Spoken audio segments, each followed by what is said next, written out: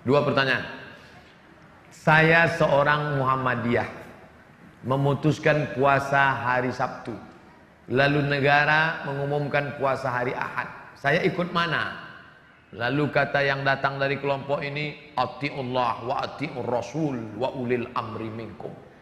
Taatlah kepada ulil amri. Kata yang Muhammadiyah, ulil amri itu Din Samsudin, bukan Jokowi.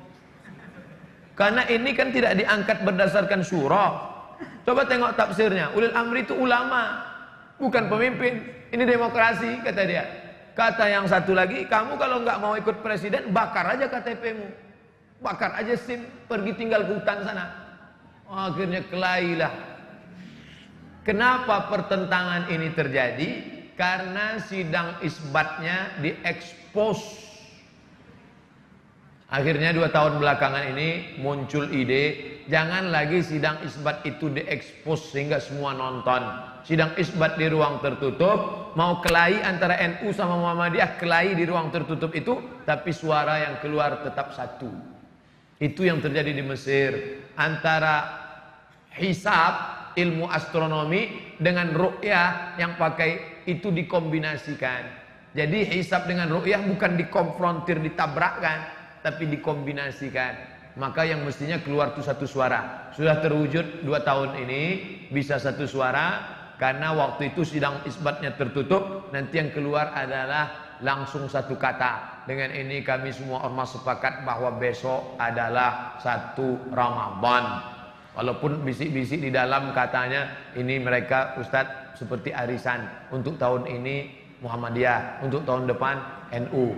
Wallahu alam betul atau tidak, tapi yang jelas mampu mempersatukan. Andai ini terjadi, satu amat sangat baik, bagus, positif. Orang luar agama kita tidak membenturkan kita. Andai balik ke lagu lama, dibenturkan antara ormas dengan negara, ikut mana? Saya pribadi menyarankan istafti qalbak wa in aftakal muftun. Ikutlah apa yang engkau yakini benar menurut engkau, walaupun 1000 orang berfatwa, memberikan fatwa kepadamu. Fatwa yang dikeluarkan oleh Muhammadiyah benar, fatwa yang dikeluarkan oleh Majelis Ulama Indonesia benar. Titik persimpangannya di mana? Penetapan pada angka minimal. MUI, NU menetapkan angka 2 derajat. Jika 2 derajat, maka dia dapat dikatakan hilal. Bila kurang dari 2 derajat, 1,5 bukan hilal. Sedangkan Muhammadiyah angkanya rendah, 0,5 pun sudah dianggap sebagai hilal. Turki lebih tinggi. Turki menetapkan hilal kalau 6 derajat. 6 derajat baru hilal, 2 derajat tidak hilal. Kesepakatan 6 negara, Brunei Darussalam, Singapura, Indonesia, Malaysia, Patani Thailand Selatan, Moro Filipina, 6 yang muslim ini menyepakati 2 derajat baru disebut hilal. Kalau kurang dari 2 derajat bukan hilal. Tapi Muhammadiyah dia katakan 0,5 pun kalau sudah itu hilal, maka dia adalah hilal, maka boleh. Di situ letak persimpangannya.